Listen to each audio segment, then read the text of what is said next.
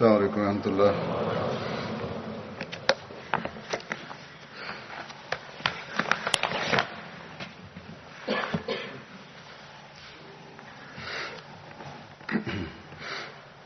أشهد أن لا إله إلا الله وحده لا شريك له وأشهد أن محمدا عبده ورسوله. أما بعد فأعوذ بالله من الشيطان الرجيم. بسم الله الرحمن الرحيم. الحمد لله رب العالمين الرحمن الرحيم مالك يوم الدين. إياك نعبد وإياك نستعين. اهدنا الصراط المستقيم صراط الذين أنعمت عليهم غير المغضوب عليهم ولا الضالين.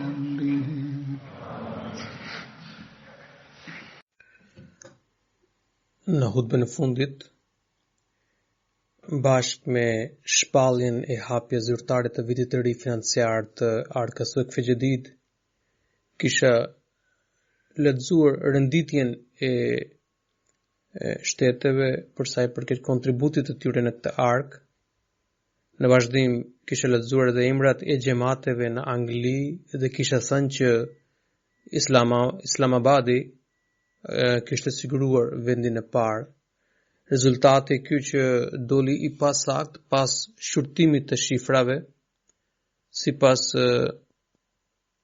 rezultatit përfundimtar e të rishqyrtuar, xhamati Aldershot ka siguruar vendin e parë në mbar Angli, ndërsa Islamabadi duhet të kënaqet me vendin e dytë. Nuk dua të hyj në detaje lidhur me arsyet që quhen në këtë gabim në keqllogaritje, por thjesht për të vënë faktet para jush kam dashur të sqaroj këtë korrigjim. Xhamati në Aldershot ka bërë sakrifica të jashtëzakonshme dhe kryetarja e Lejna Imaila ka njoftuar se gratë ahmediane kanë bërë kontribute të veçanta. Shpirti i sakrificës së tyre është shembullor.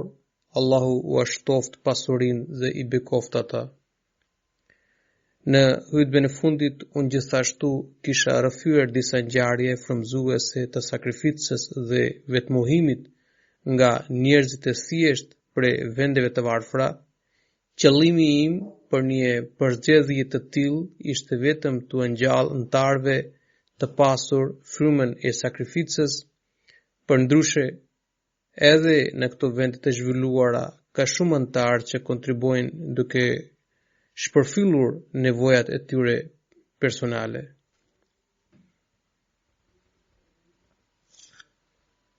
Tani i kthehem temës së hutbes së sotme, e cila është cikli i jetës së sahabëve të Bedrit.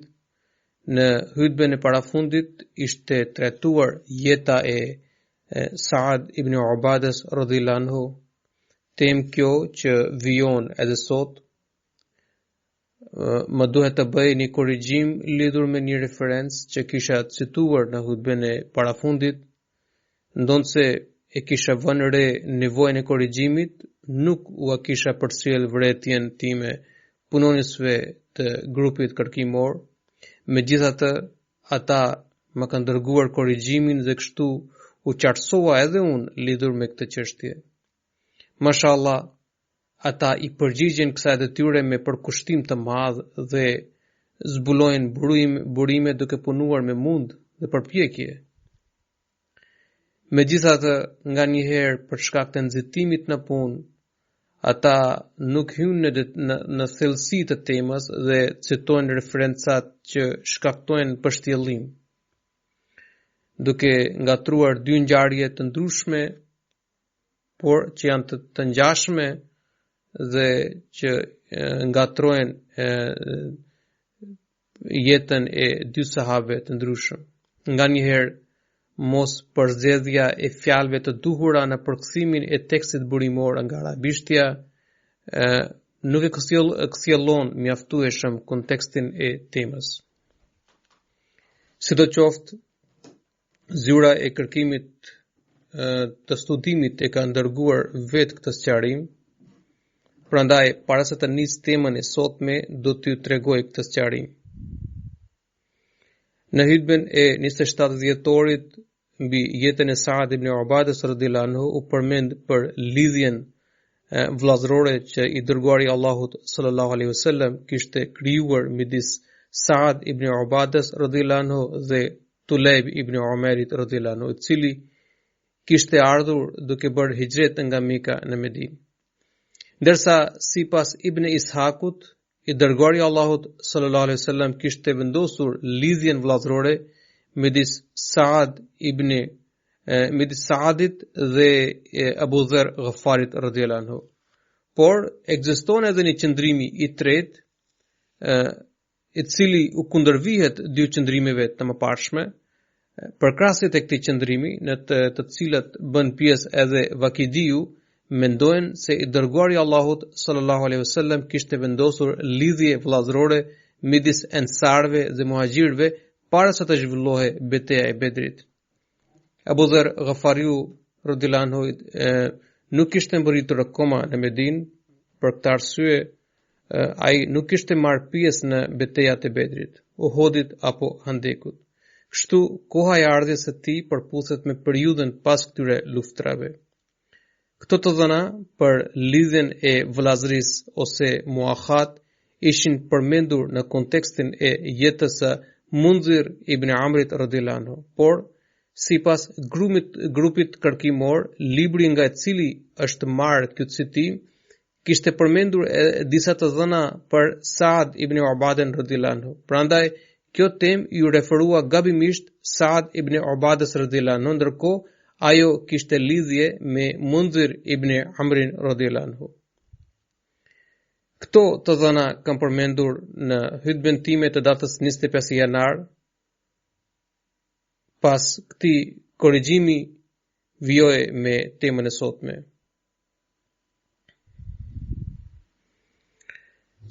Gjatë luftës së Handekut, i dërguari Allahut sallallahu alaihi wasallam mendoi për të dorëzuar një të tretën e gjithë prodhimit të hurmës në Medinë Ainje ibn Hisnit si shpagim për të shtyrë atë të tërhiqe nga rrethimi i qytetit të Medinës me fisin e tij Ghatfan.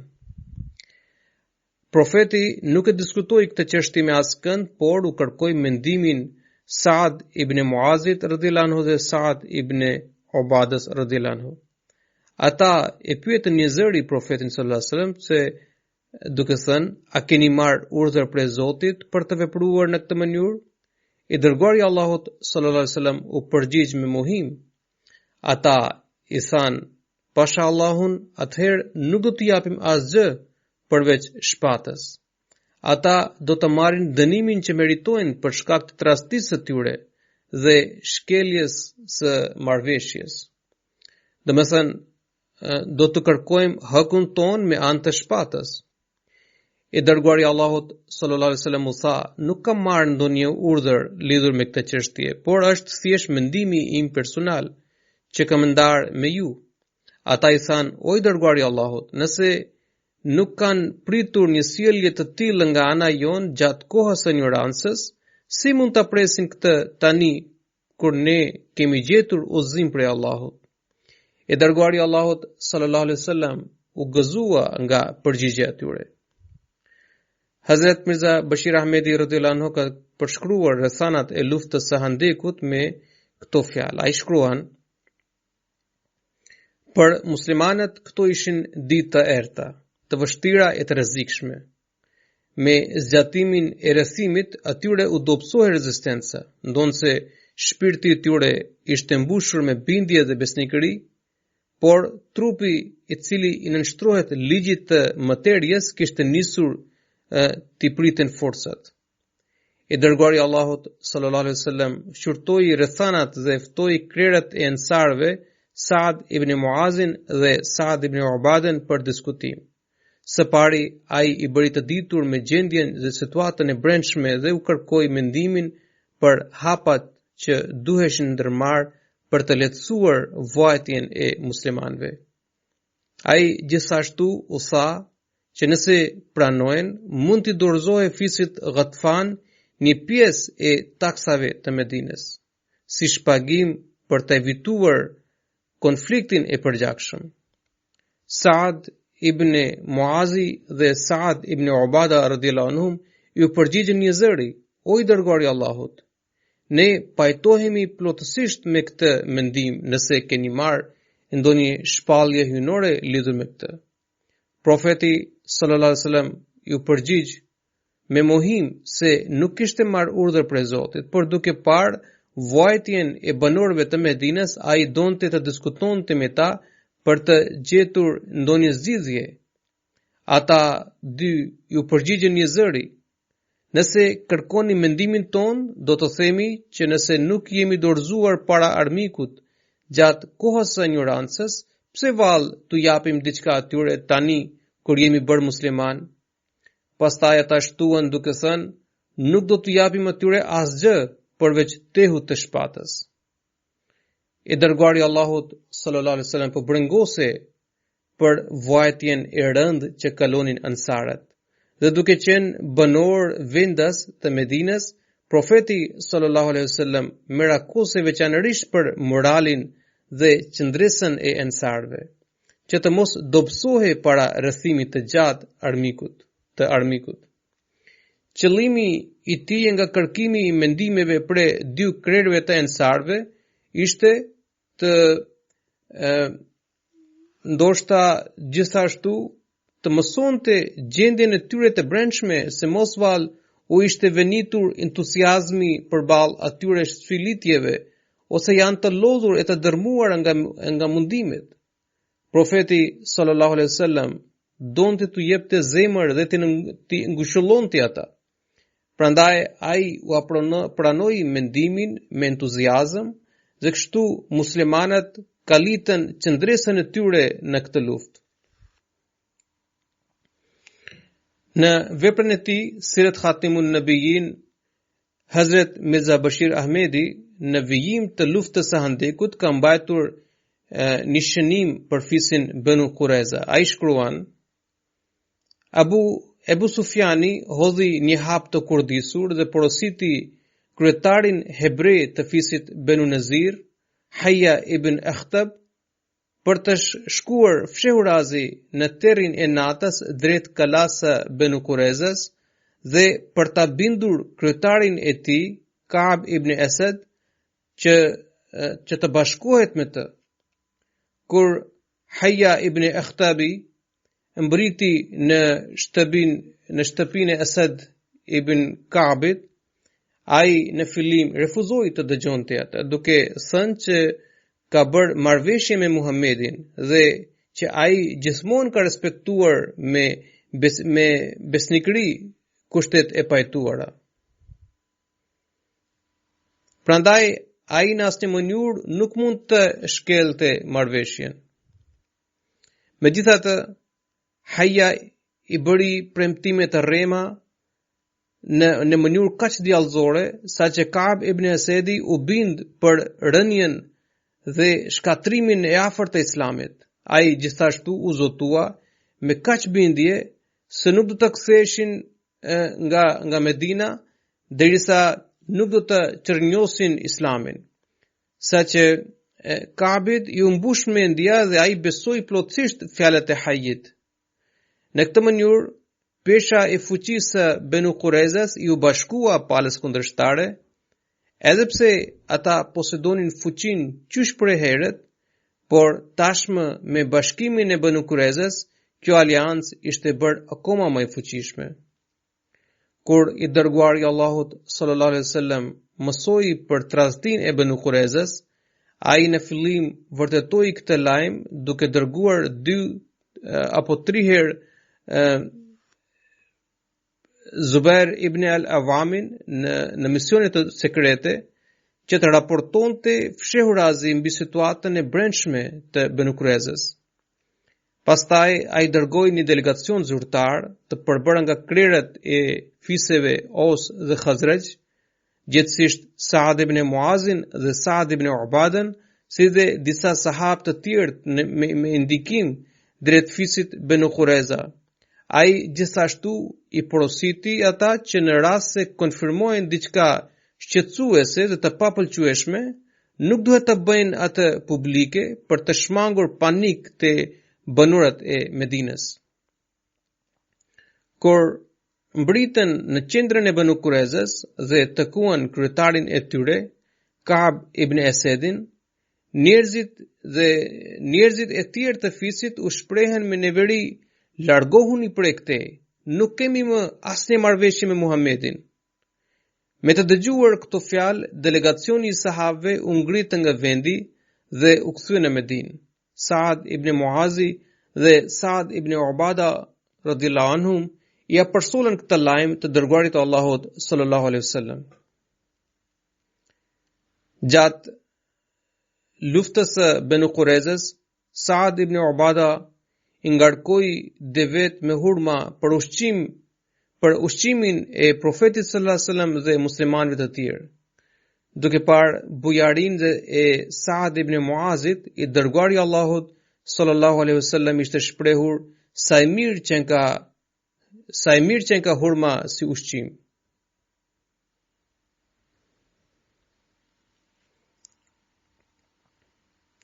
Në vitin e 8 pas hijretit, u zhvillua lufta e Muatës. Zedi radhiyallahu anhu kishte rënë dëshmor në këtë luftë, andaj I dërguari I Allahut sallallahu alaihi wasallam vizitoi familjen e tij për të shprehur ngushëllime. Vajza e Zedit erdhi pranë Profetit, ndërsa po qante me dënesë nga dhimbja e ndarjes nga jeta të babait. Profetit gjithashtu lotët I shkuan rëke. Saad ibn Muazi radhiyallahu anhu po shikonte këtë gjendje, ai e pyeti Profetin plot habi: "O I dërguari I Allahut, çfarë janë këto?" Ai u përgjigj: "Hadha shauqul habibi ila al-habib." Kjo është dashuria e një të dashuri ndaj të dashurit. Sipas një transmetimi të Buhariut, Hisham ibn Urwaja rëfen nga babai I tij se kur I dërguari I Allahut sallallahu alaihi wasallam nisi marshimin drejt Mekës, Qureshët gjithashtu dërguan Ebu Sufjan ibn Harbin, Hakim ibn Hizamin dhe Budel ibn Verkan për të ndjekur të dërguarin e Allahut sallallahu alaihi wasallam, derisa ata mbritën në vendin Mirruz Zuhran, I cili ndodhe 5 milje larg nga Meka në drejtim të jugut. Ky vend shquhe për oazat, burimet dhe kopshtet e hurmës. Kur grupi I Qureshve mbriti në atë vend, ata vështruan vatrat ndryshme të zjarrit, të ngjashme me ato që ndizeshin në Arafat gjatë periudhës së Haxhit. Ebu Sufjani shprehu çudinë për atë që shikonte dhe tha: "Çfarë janë këto zjarre? A mos val janë këto si në fushën e Arafatit?" Budel ibn Verqa ndërhyri në bisedë dhe tha: "Këto I ngjajnë zjarrit të Banu Amrus, domethënë fisit të Khuzas." Ebu Sufjani u përgjigj me refuzim dhe tha: "Numri I fisit Khuza është shumë më I vogël në krahasim me atë që gjendeshin atje." Teksa po bisedonim njëri tjetrin, u shfaqën disa ushtarë të dërguarit të Allahut sallallahu alaihi wasallam, të cilët kishin diktuar praninë e tyre. Ata I arrestuan dhe I paraqiten ata para Profetit sallallahu alaihi wasallam. Ebu Sufjani pranoi Islamin dhe para se të marshonin muslimanët në drejtim të Mekës, i dërguari i Allahut sallallahu alaihi wasallam e porositi Abbasin për të ndaluar Abu Sufjanin te qafa e malit që ai të vështronte më mirë ushtrinë muslimane. Fiset të ndryshme marshonin bashkë me të dërguarin e Allahut sallallahu alaihi wasallam dhe njësitë e tyre kalonin një nga një para Abu Sufjanit. Kur kaloi një njësi ushtarake, Abu Sufjani e pyeti Abbasin, cilat janë këta? Abbasi u përgjigj, këta janë nga fisi Ghafar. Abu Sufjani i shprehu me shpërfillje, çka mund me Ghafarin? Pastaj kaloi grupi i fisit Juhena dhe Abu Sufjani sërish komentoi në të njëjtën mënyrë. Pastaj kaloi grupi i Saad ibn Huzaimit dhe sërish Abu Sufjani bëri sikur nuk kishte marrë ndonjë përshtypje. Pastaj kaluan pjesëtarët e fisit Sulaim për të tërhequr të njëjtën qendrim për Abu Sufjanit. Por në fund kaloi një grup kaq i madh saqë u habit Abu Sufjani nga përmasa e tij dhe pyeti plot habin, cilat janë këta? Abbasi u përgjigj, këta janë Ensar me kryetarin e tyre Saad ibn Ubada, i cili mban flamurin e tyre. Saad ibn Ubada thiri me zë të lartë, o Abu Sufjan, sot do të kemi një betejë të ashpër. Sot lufta është bërë e lejueshme në Qabe. Abu Sufjani u përgjigj, sot është dita e shkatrimit. Do të ishte mirë nëse të kisha mundësi për të kundërpërgjigjur këtij sulmi. Pastaj kaloi një grup tjetër më i vogël se grupi i Ansarëve. Në këtë grup ndodhej i dërguari i Allahut sallallahu alaihi wasallam me muhaxhirët. Ndërsa Zubair ibn al-Awami kishte ngritur flamurin e profetit. Kur i dërguari i Allahut sallallahu alaihi wasallam kaloi pranë Abu Sufjanit, ai e pyeti, a e dini se çfarë më ka thënë Saad ibn Ubada? Pastaj Abu Sufjani i rrëfeu fjalët e Saadit. I dërguari i Allahut sallallahu alaihi wasallam tha, Saadi ka bërë gabim. Nëse ai ka thënë fjalë të tilla, sot është dita kur Allahu do të vendos madhështinë e Qabes dhe do të vihen perdet e reja, por nuk do të zhvillohet asnjë luftë. Hazrat Kalifi dyut radhiyallahu anhu ka përshkruar këtë ngjarje me më imtësisht. Ai shkruan, kur kjo ushtri nisi të marshonte drejt Mekës, profeti sallallahu alaihi wasallam e porositi Abbasin radhiyallahu anhu që të merrte Abu Sufjanin dhe shokët e tij e të qëndronte në një cep të rrugës në mënyrë që ata të shihnin ushtrinë muslimane dhe devotshmërinë e saj. Abbasi radhiyallahu anhu e zbatoi porosinë. Para tyre filluan të hesnin varg fiset arabe, njëri pas tjetrit, për të cilat Meka shpresonte se do të ndihmonte atë, por tani më nuk mbanin flamurin e mohimit, por atë të Islamit. Gjuhët e tyre lëshonin parullat të njëshmërisë së Zotit të plotfuqishëm. Ata nuk luftonin më për t'i marrë jetën profetit Muhammed sallallahu alaihi wasallam, siç Mekasit shpresonin për tyre, por tani ata ishin gati për të derdhur deri edhe pikën e fundit të gjakut për hir të profetit sallallahu alaihi wasallam. Dhe synimi i tyre më i lartë ishte pikërisht ai që të vendosin njëshmërinë e Zotit dhe këtë thirrje të bënin në të gjithë botën. Ndërsa po marshonin ushtrit njëra pas tjetrës, kaloi edhe ushtria e fisit Ashje. Fytyrat dhe parullat e tyre rezatonin dhe pohonin fuqishëm dashurinë dhe ndjenjat e tyre të sakrifikimit ndaj Islamit. Abu Sufjani pyeti, o Abbas, kush janë këta? Është fisi Ashja, i u përgjigj ai. Abu Sufjani shikonte i befasuar fytyrën e tij duke thënë, armiq më të mëdhenj të profetit se sa këta nuk gjendeshin në Arabi. Kjo është bekimi i Zotit, i cili kur deshi u afuti në zemrat dashurinë e Islamit, i sqaroi Abbasi radhiyallahu anhu. Në fund kaloi profeti Muhammed sallallahu alaihi wasallam me qetën e muhaxhirëve dhe të ansarëve, që përbëheshin prej 2000 ushtarëve, të cilët nga koka gjerë në këmbë ishin të mbuluar me veshje luftarake. Hecni me hapa të kujdesshëm, që rreshta të jenë në ekuilibër, thoshte Omeri radhiyallahu anhu, teksa po i rregullonte rreshtat. frymëzimi, vendosmëria dhe patosi e tyre u shkëlqeni në fytyra këtyre fluesve të vjetër të Islamit. Ebu Sufjanit i ndërthroi zemrat kur i pa. Po këta kush janë? E pyeti Abbasin radhiyallahu anhu. Po shkon profeti Muhammed sallallahu alaihi wasallam së bashku me batalionet e muhaxhirëve dhe të ansarve, ju përgjigj ai. Vall, kush mund të guxojë në botë të përballet me këtë ushtri? U shpreh Abu Sufjani dhe tha: O Abbas, nipi yt sot është bërë mbreti më i madh i botës. Ende nuk tu hapen syt. Kjo nuk është mbretëri, por profetësi, i tha Abbasi. Po mire ke, kjo është profetësi, pohoi Abu Sufjani. Gjatë kohës kur kjo ushtri po kalonte para Abu Sufjanit, Saad ibn Ubada radhiyallahu anhu, komandanti i ansarve, ju drejtua Abu Sufjanit dhe tha: Sot Zoti na bëri të lejueshme hyrjen me forcën e shpatës në Mekë. Sot do të poshtrohet përfundimisht populli Quraysh.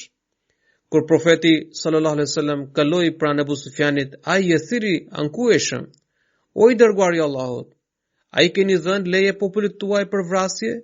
Kështu po thoshte komandanti i ansarve Saadi, që kaloi pak para jush. Ai më tha se ju keni pohuar se sot do të bëhet luftë dhe se shenjtëria e Mekës nuk do t'ju ndalojë nga kjo dhe që Qurayshët do t'i poshtroni patjetër.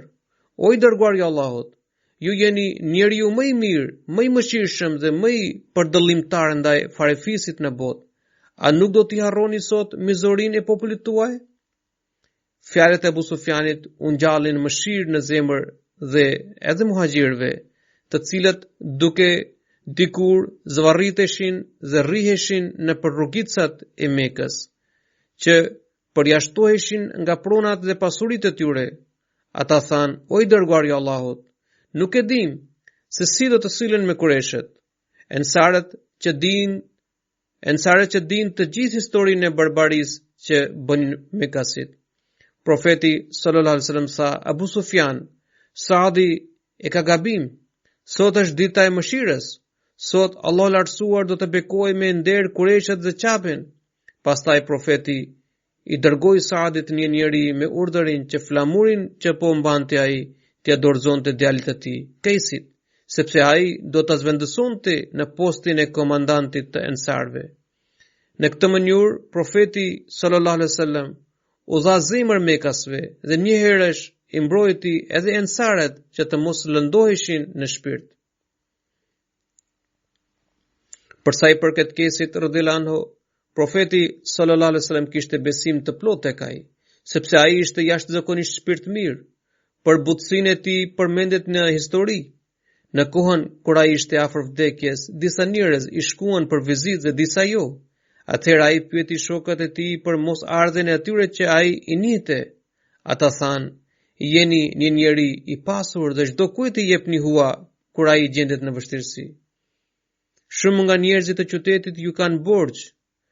Ata nuk po vinë sepse kujtojnë se ndoshta keni nevojë për para dhe ju do t'ju kërkoni borxhet. Kesi tha: Po më vjen shumë keq, miqtë e mi, për kohë t'u futën në vështirësi. Njoftoni nga ana ime në gjithë qytetin që çdo kush që i ka borxh Kesit i falet. Pas këtij njoftimi, kaq shumë njerëz erdhën për ta vizituar Kesin saqë i thyen shkallët e shtëpisë. Huneni është një luginë e cila ndodhet 30 milje larg Mekës në drejtim të Taifit dhe gjendet midis këtyre dy qyteteve.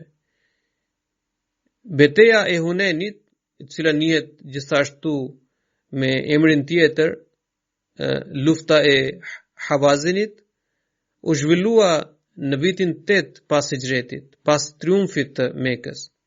Plaçkat e kësaj lufte e kishte shpërndar i dërguari i Allahut sallallahu alaihi wasallam midis muhaxhirëve dhe ensarët e kishin ndier këtë. Musned Ahmed ibn Hanbeli ka shënuar një hadith të gjatë për këtë ngjarje. Ai shkruan: Pra, Abu Said Khudri radhiyallahu anhu ka transmetuar se kur i dërguari i Allahut sallallahu alaihi wasallam shpërndau plaçkat dhe pasuritë e tjera midis Qurayshve dhe fisëve të tjera arabe, ensarët nuk morën asgjë. ata I kishin ndier diçka në zemër dhe ishin llafosur me njëri tjetrin për këtë çështje. Disa prej ansarëve u shprehen se tashmë I dërguari I Allahut sallallahu alaihi wasallam është bashkuar me popullin e tij dhe ai na ka harruar. Saad ibn Ubada shkoi te profeti sallallahu alaihi wasallam dhe I tha: O I dërguari I Allahut, me që keni ndarë gjithë pasurinë dhe plaçkat midis kureshve dhe fisëve të tjera arabe dhe ansarëve nuk u keni dhënë asgjë, andaj populli ynë po e ndjen hidhërim për brenda. Profeti sallallahu alaihi wasallam e pyeti: O Saad, çfarë mendoni ju në këtë çështje? Ai I tha: O I dërguari I Allahut, unë jam një pjesëtar I thjeshtë I fisit tim dhe nuk gëzoj ndonjë pozitë të veçantë. I dërguari I Allahut sallallahu alaihi wasallam e porositi për t'i mbledhur ansarët në shesh. Saadi tu boi krejt ansarët në një shesh, ndërsa erdhen edhe disa muhajir. Saadi nuk I ndaloi ata derisa nuk kishte më vend për të tjerët. Kur u mblodhen gjithë ansarët, Saadi radhiyallahu anhu njoftoi të dërguarin e Allahut sallallahu alaihi wasallam. Ai doli para tyre dhe në fillim I madhroi Zotin, pastaj tha: O grupi I ansarëve, çfarë janë këto fjalë që po më vijnë prej jush se jeni të pakënaqur, me që nuk keni fituar asgjë nga plaçkat e shpërndara? A nuk ishit ju të zhytur në ignorancë ndërsa Zoti ju përudhi? A nuk ishit ju? A nuk ju ishte shtrënguar gjendja ekonomike dhe Zoti ju ambarsoi punët? A nuk ishit të përqarë dhe mbanit hasmëri ndaj njëri tjetrit ndërsa ai ju bashkoi me dashuri dhe vëllazëri? Ata ju përgjigjen një zëri: Po, me siguri. Allahu dhe I dërguari I tij na kanë bërë mirësi dhe favore të pallogaritshme. Profeti sallallahu alaihi wasallam I pyeti sërish: O grupi I ansarëve, pse nuk I përgjigjeni pyetjes sime? Ata I thanë: O I dërguari I Allahut, si do ju përgjigjemi kur mirësia dhe hieshia I takojnë vetëm Allahut dhe profetit të tij?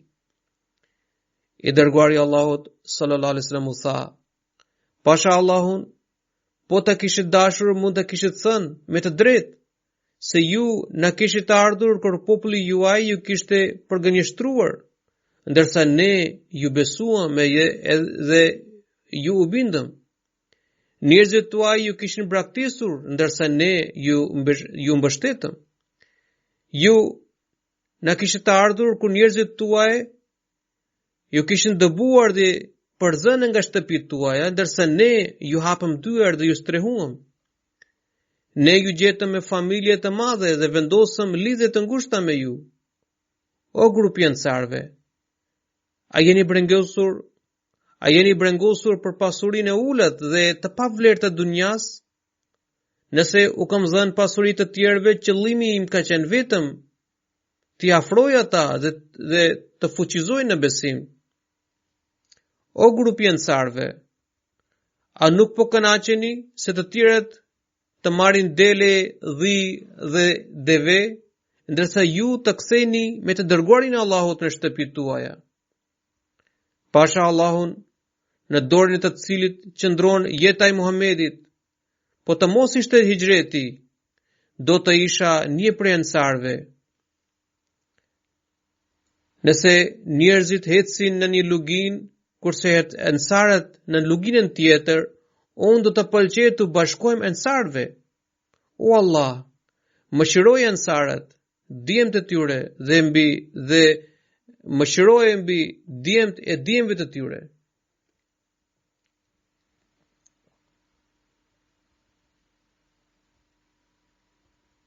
Kur I dërguari Allahut sallallahu alaihi wasallam pushoi së foluri, Lot po rridhnin nga sytë e ansarëve, derisa mjekrat e tyre ishin njohur me Lot. Ata po I thoshin profetit me dënes: ne jemi të kënaqur me ndarjen e tij dhe jemi të gëzueshëm me hisen ton. Mjafton të kemi profetin sallallahu alaihi wasallam. Pastaj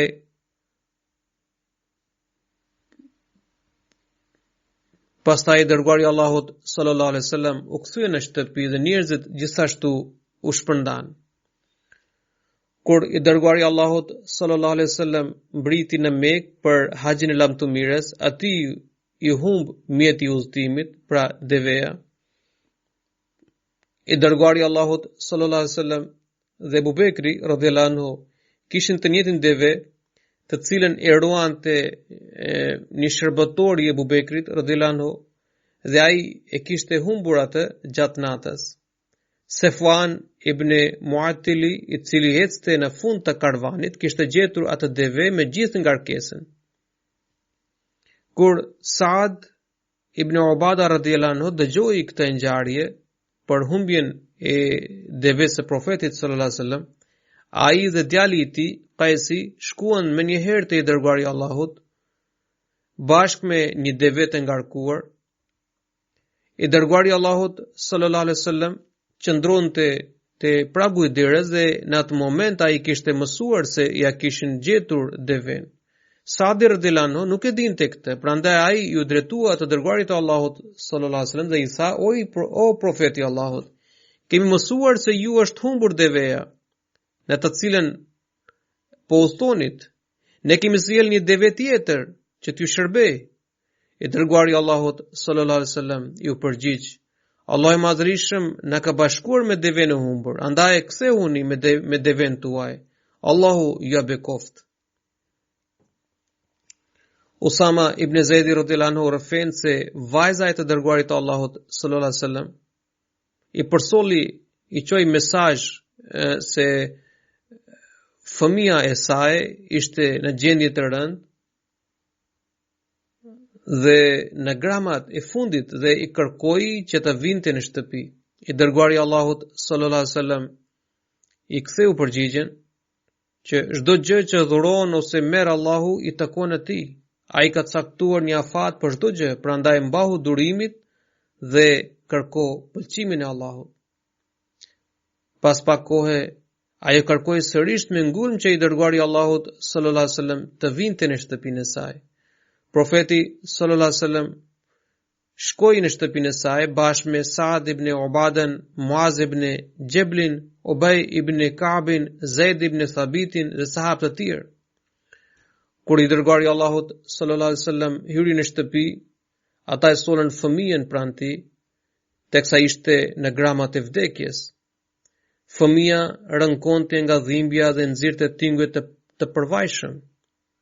Osama radhiyallahu anhu ka thënë që fëmia rënkonte njësoj sikur zëri që nxjerr kusia e vjetër. Ai përmerte frymë me shpejtësi.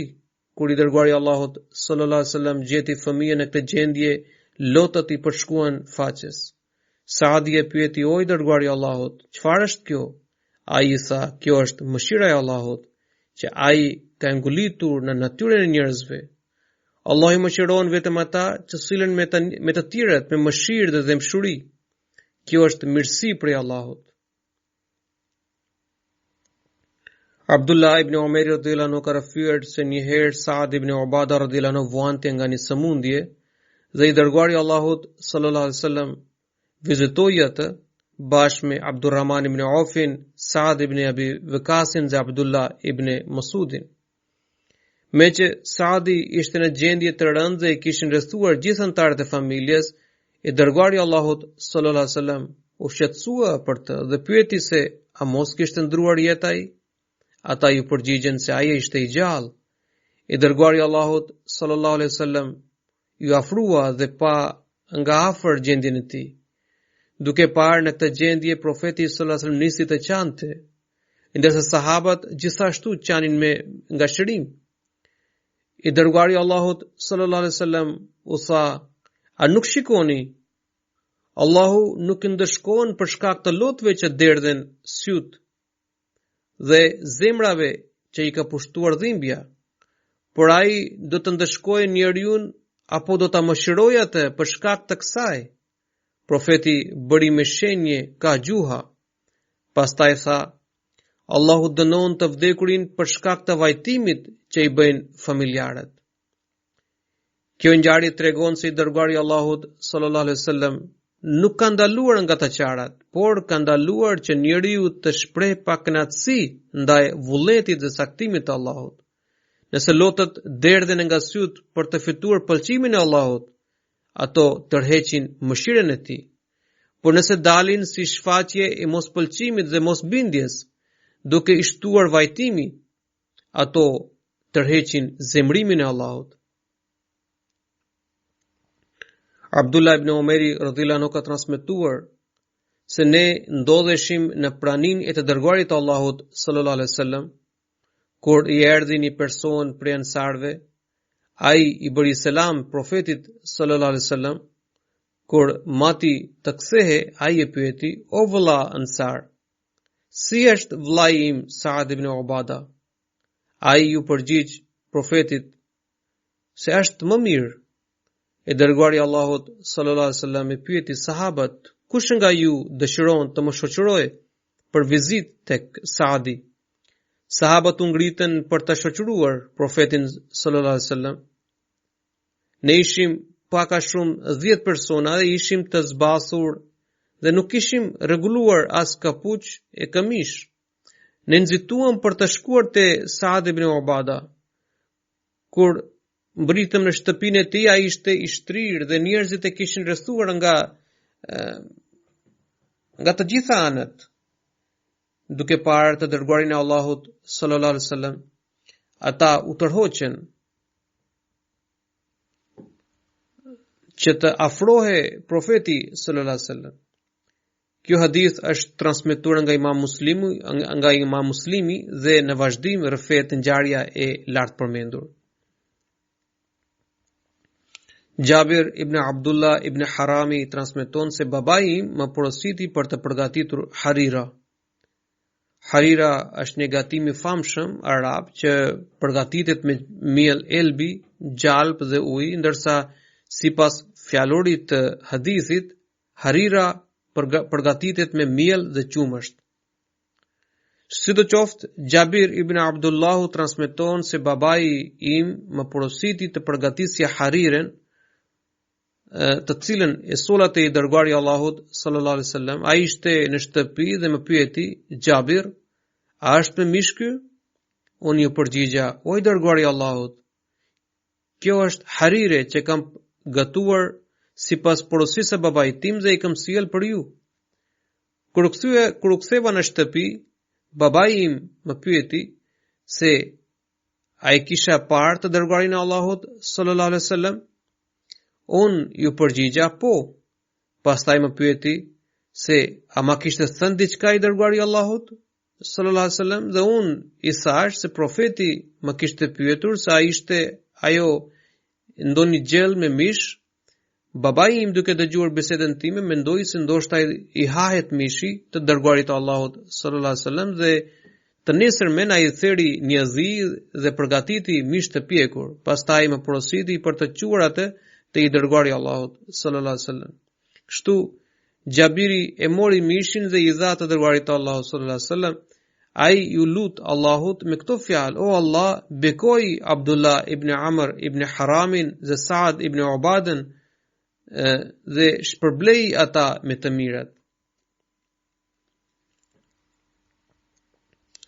Ebu Usaidi transmeton se i dërguari i Allahut sallallahu alaihi wasallam tha se ndër familjet e ansarve më i mirë është familja Banu Najjar, pastaj Banu Abd Ash'al, pastaj Banu Harith ibn Khazraj, pastaj Banu Saida. Çdo familje e ansarve rrezaton mirësi. Saad ibn Ubada radhiyallahu anhu ishte ndër sahab më të shquar prej ansarve. Ai kishte virtyte të shkëlqyera. Prandaj, sipas hadithit të Buhariut, i dërguari i Allahut sallallahu alaihi wasallam i kishte dhënë një pozitë të lartë. Sahabat gjithashtu e bën të ditur se profeti sallallahu alaihi wasallam i kishte dhënë pozitë të lartë.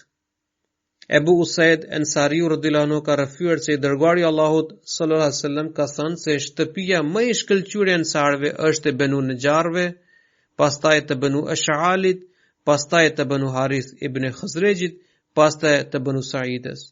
Me të vërtet, Zoti ka vendosur mirësi në çdo familje të ansarve. Ebu Selma ka shtuar se njerëzit e kritikonin për këtë transmetim. Ebu Salma ka shtuar në këtë transmetim se njerëzit e kritikojnë për këtë transmetim. Nëse do të kisha thënë të pavërtet, do të nisja renditjen me familjen e Banu Saides. Kur Saad ibn Ubada mësoi këto fjalë, ai ndjeu keqardhje. U përhapën fjalët gjoja e kishin vendosur në vendin e fundit, ndër 4 të parët. Saad ibn Ubada dha porosi për t'i vënë samarin gomarit të tij dhe u mat të nisej për të takuar të dërguarin e Allahut sallallahu alaihi wasallam. Nipiti Sehli e pyeti se a shkonte për të kundërshtuar fjalët dhe renditjen e të dërguarit të Allahut sallallahu alaihi wasallam, ndërkohë ai e di më së miri. A nuk i mjafton se jemi një ndër 4 të parët? Saad ibn Ubada radhiyallahu anhu ndroi mendjen pas fjalëve të nipit dhe u shpreh se me të vërtetë Allahu dhe i dërguari i tij din më mirë. Pastaj dha urdhër që të hiqet samari prej gomarit. Ky hadith gjithashtu gjendet në Muslim.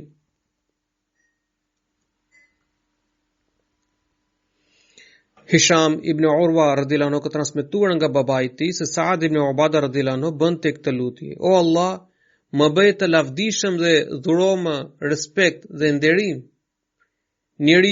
Njeriu nuk mund të fitojë nder dhe respekt pa pasur vepra të mira dhe të lavdishme. Po ashtu njeriu ka nevojë për mjetet financiare për të realizuar veprat e tij. O Allah, nuk mund të kënaqem me pak dhe as nuk mund të sillem mirë në këtë gjendje. Kjo është lutja që ai bënte. Sipas një transmetimi të Imam Muslimit, Ebu Hurajra radhiyallahu anhu ka rrëfyer se Saad ibn Ubada radhiyallahu anhu e kishte pyetur të dërguarin e Allahut sallallahu alaihi wasallam se ai duhet të nxjerr 4 dëshmitar nëse do të gjente bashorten në pozicion komprometues me një mashkull tjetër. I dërguari i Allahut sallallahu alaihi wasallam ja konfirmoi pyetjen duke thënë: Po. Saadi u shpreh: Për Zotin, në asnjë mënyrë, pasha Allahun, i cili ju ka dërguar me të vërtetën, nëse do të veproja vetë, do të vendosja përmes shpatës. I dërguari i Allahut sallallahu alaihi wasallam tha: Dëgjoni çfarë po thot kryetari juaj.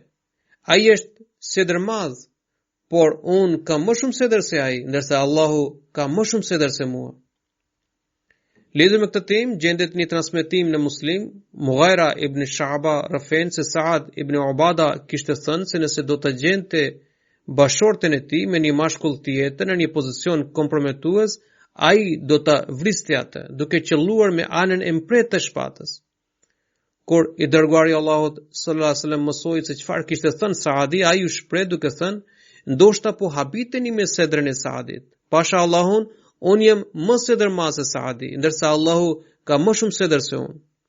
Për shkak të sedrës së tij, Allahu i ka ndaluar sjelljet imorale të njerëzit, qofshin të dukshme apo të fshehura. Askush nuk ka më shumë sedër se Allahu dhe askush nuk i ngjan atij në falje. Pra, nëse Allahu është sedërmaz, ai gjithashtu është falës dhe bujar. Askush nuk i ngjan atij në këto atribute. Pastaj e tha: Prandaj Allahu i ka dërguar të dërguarit të tij si mbartës të lajmeve të gëzueshme dhe si paralajmërues dhe alarmues. Askush nuk e do lavdin më shumë se Allahu. Prandaj ai ka premtuar për xhenet. Lavdia e Allahut është shmangja e veprave të shëmtuara. Nëse Allahu e ndëshkon robin, ai nuk vepron me nxitim, por e fal atë. Nëse robi pendohet para tij dhe shpreh keqardhje për sjelljen e mëparshme, po ashtu ai jo vetëm që e fal robin, por edhe i dhuron mirësi. Prandaj mos i kapërceni kufijtë e Allahut dhe respektoni caqet e caktuara prej tij. Në Musned Ahmad ibn Hanbal shënohet një hadith të cilin e rrëfen Saad ibn Ubada radhiyallahu anhu se i dërguari i Allahut sallallahu alaihi wasallam i tha: Kontrolloni parat e sadakas të filan fisit, por silluni me kujdes që mos dilni në ditën e gjykimit duke mbajtur në krah të voglin e deves i cili lëshon klisma. Saad ibn Ubada ju përgjigj të dërguarit të Allahut sallallahu alaihi wasallam: O i dërguari i Allahut, ju lutem, më mirë ngarkojini dikë tjetër me këtë përgjegjësi. Atëherë profeti sallallahu alaihi wasallam gjithashtu e kaloi atë detyrë dikujt tjetër sepse ajo detyrë kërkonte drejtësi. Në kohën e të dërguarit të Allahut sallallahu alaihi wasallam 6 sahabë kishin kontribuar në ruajtjen e Kuranit famlart dhe Saad ibn Ubada radhiyallahu anhu ishte një prej tyre.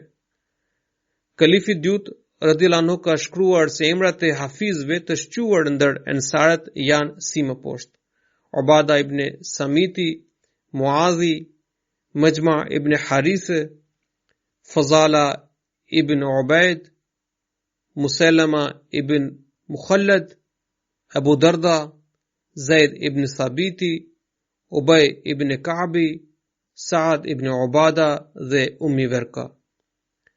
Sipas historisë, mjaft sahabë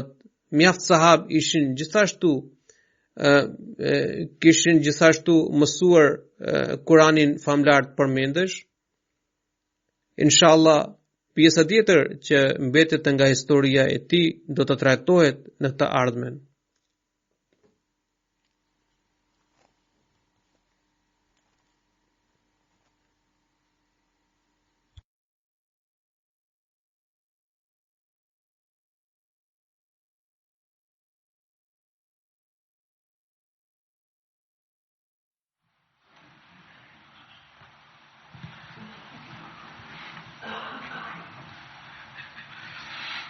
الحمد